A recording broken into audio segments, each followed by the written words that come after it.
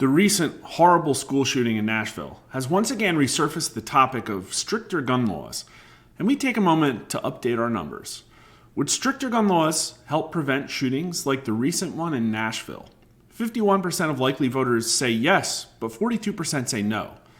This is drastically different than the last time we asked, in May 2022, after the racially motivated shooting outside a grocery store in Buffalo, New York. Then, only 40% said yes, and 50% said no.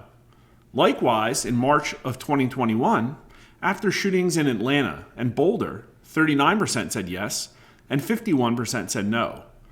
Does this represent a sudden shift of voters' opinions to gun control then? Well, we've unfortunately asked this question many times, and feelings seem to fluctuate based on details about the specific shooting.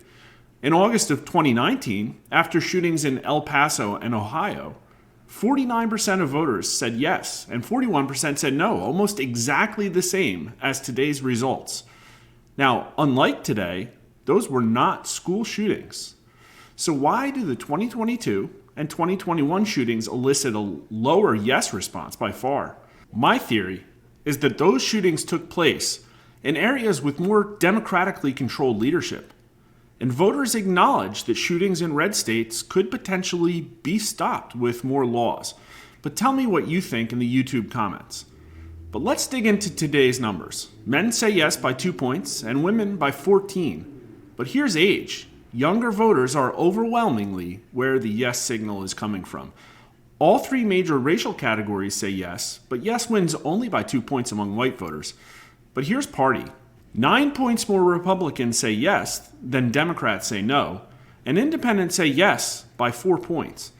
But here's the Biden approval numbers. 90% of Biden's strong approvers say yes, and 86% of strong disapprovers say no. But look at the somewhats. To me, this is a really interesting signal. To me, it shows that Biden's strong disapprovers are really alone on this one, most likely because they perceive Biden's stances regarding gun control as an attack on the Second Amendment, but we'll get into that one later. For homework, any of our Platinum subscribers can download the crosstabs for this poll, as well as the August 2019 poll, and compare the demographics line by line. They are almost to the point, exactly the same. So on things like reparations, the Overton window seems to be shifting at breakneck speeds, but with 4 years between these two question sets, voter opinions on shootings in a red state are absolutely unchanged.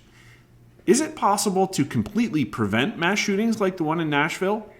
38% of voters say yes, and 50% say no. Now here's another incredible fact. The results of this question are extremely different from the same August 2019 results from El Paso and Dayton. Then 22% said yes, but a whopping 64% said no. These results from 2019 are in line with all the other times we've asked the question since then and up until today. So why is the first question nearly exactly the same as 2019, but this one is so different today? Because it was a school shooting, and voters believe there are things that can be done to prevent them. Like what? In August 2022, 49% of American adults said it was a good idea to train teachers to carry guns. Only 37% said it was a bad idea. But back to the question of whether it's possible to completely prevent mass shootings like the one in Nashville. Here's the party signal. A majority of Democrats say yes, but 1/3 say no. But look at independents and Republicans. They almost exactly agree. What's something else that Republicans and independents also agree on?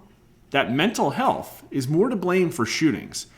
Now, the question specified shootings by young men, but I don't want to get into that. Here are the results of the poll we ran in May 2022. 40% of all likely voters said mental health, 30% said access to firearms, and an equal 10% said family problems and social media. Here are the party responses, showing only 11% of Republicans and 27% of independents think it's access to firearms. But a majority of Democrats, 51%, think it is. Twice as much as the percentage of Democrats who think it's an issue of mental health. Now, finally, like clockwork, the prospect of an assault weapons ban is catapulted into the news. And although the shooters seem to have had a .300 Blackout AR-15, It's tough to say that making that particular rifle unavailable would have prevented the shooting, since she also seemed to have a Kel-Tec 9mm. Or maybe the assault weapons ban would apply to that too, since it's black?